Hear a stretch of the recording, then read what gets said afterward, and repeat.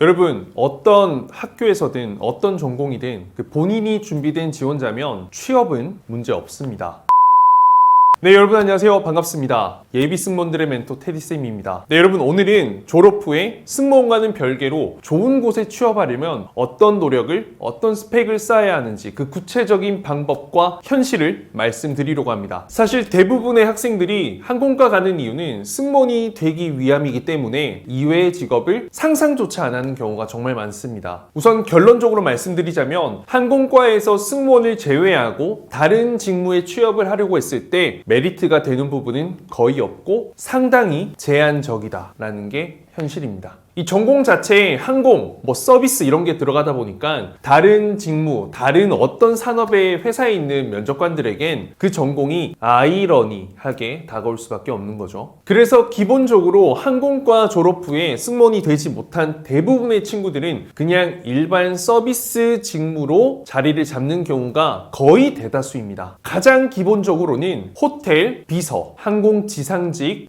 CS 상담사, 그리고 일반 회사 사무직 격리 이런 부류가 대부분이죠. 이런 경우에는 사실 어떤 취업에 굉장한 성공 케이스는 아니라 항공 서비스, 즉 서비스 교육을 받은 사람이라면 누구나 될 수 있는 아주 일반적인 케이스라 설명드리겠습니다. 그리고 무엇보다 앞서 말씀드린 이 직무들은 아무래도 오랫동안 근무하기가 어렵고 경력을 쌓는 데에도 사실 문제가 생길 수 있어서 대부분 2년, 3년 안에 어떤 보수의 불만족, 직무의 불만족, 발전 가능성의 부족으로 그만두는 경우가 대부분이죠. 그래서 저 같은 경우에는 수업을 지도할 때 이 항공과를 졸업한 학생이라도 이런 일반적인 그냥 서비스 직군보다는 그래도 조금 더 나은 여러분들이 좀 자부심을 갖고 커리어 쌓을 수 있으며 전문성도 보여줄 수 있고 무엇보다 평생 직장으로 해도 할 수 있는, 다닐 수 있는 그곳을 저는 들어갈 수 있도록 적극적으로 서포트하죠. 그래서 앞서 말씀드린 케이스보다 조금 더 나은 케이스를 살펴보면요. 요즘 인기 많은 열차 승무원, 금융권 텔러,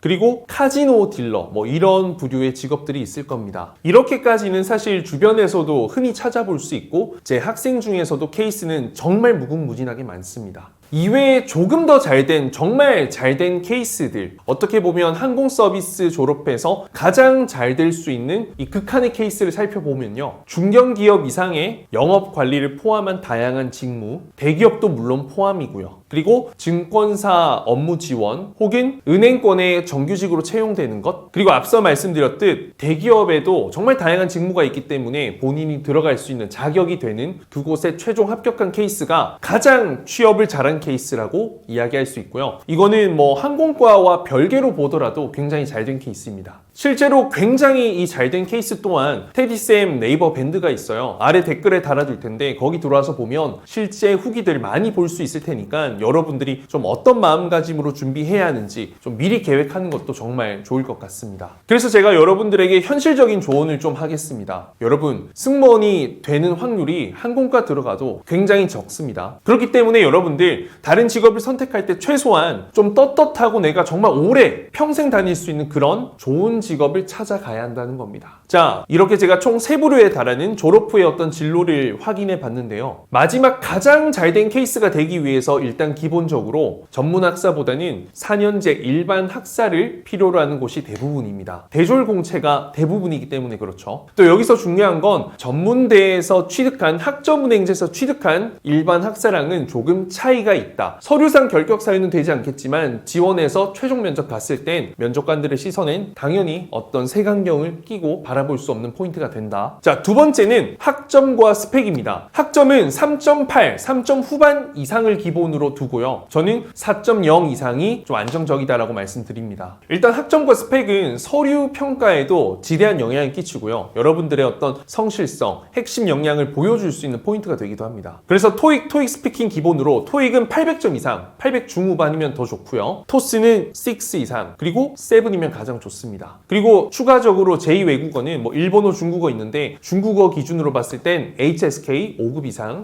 그리고 일본어는 JLPT N2 이상, 물론 6급과 N1이 가장 좋을 거고요. 그리고 회사 내 어떤 사무 업무를 본다면 여러분들 기본적으로 컴퓨터 활용 능력 자격증 필요하고요. 그리고 뭐 유통으로 간다면 유통관리사 자격증, 물류로 간다면 물류 관련 자격증 취득은 사실 기본 베이스로 깔고 가셔야 합니다. 금융권도 관련된 최소한의 자격증은 기본이 될 수 있고요. 자, 그리고 마지막 세 번째는 면접 실력입니다. 실력이 제일 중요합니다. 결정적이에요. 앞서 말씀드린 네이버 밴드 후기 한번 찾아보시면요. 대부분의 면접관들이 면접 준비 어떻게 했냐, 어떻게 젊은 친구가 이런 이야기 생각을 할 수 있냐, 자소서 정말 오랜만에 제대로 된 걸 읽어본다, 이런 극찬 면접관들로부터 합격의 시그널을 받은 사례가 대부분입니다. 뭐 자소서야 2달 바짝 노력하고 뭐 첨삭 도움 받으면 된다 하더라도 면접은 다르죠. 이게 짧은 시간 단기간에 칠 수 있는 게 아닙니다. 꽤 장기간의 프로젝트고요. 승무원만 바라보고 승무원 밖에, 항공과밖에 모르는 여러분들은 다른 직무에 지원해서 본인이 이 직무를 잘할 수 있는 어울리는 지원자라는 걸 증명해내는 건 현실상 불가능합니다. 그래서 그 높은 경쟁률을 뚫기 위해선 여러분들 그 실력이 반드시 뒷받침돼야 된다는 거죠. 항공과 입시나 승무원 입사나 다른 직무 지원 준비 과정 모두 동일합니다. 결국 내가 괜찮은 사람이라는 거, 이 일을 오랫동안 잘할 수 있다는 걸 증명하는 과정이죠. 그래서 항공과를 준비하는 여러분들부터 지금 실력을 쌓아두는 게 항상 중요하다고 제가 말씀드리는 겁니다. 그냥 인생을 단편적으로 보지 마세요. 항공과만 생각하다 보니까 여러분들이 다이어트, 외모 이런 것만 신경 쓰는데 그게 중요하죠. 그건 평생 중요할 수 있어요. 하지만 그게 아닌 객을 중요하게 생각한다면, 예를 들어서 외모나 이런 것들, 실력을 외면하고 그랬을 땐 여러분들 항공과는 갈 수 있지만 그 이후에 여러분들의 미래는 절대 여러분들이 견인할 수 없을 겁니다. 책임질 수 없어요. 그래서 여러분들이 진짜 열심히 할 수 있는 지원자가 되길 바라는 겁니다. 물론 어렵겠죠. 근데 지금부터 하는 사람은 다른 직무, 좋은 직장, 채용 이런 거 걱정 안 해도 됩니다. 왜? 그 사람은 승무원 될 거니까요. 제가 보장할게요.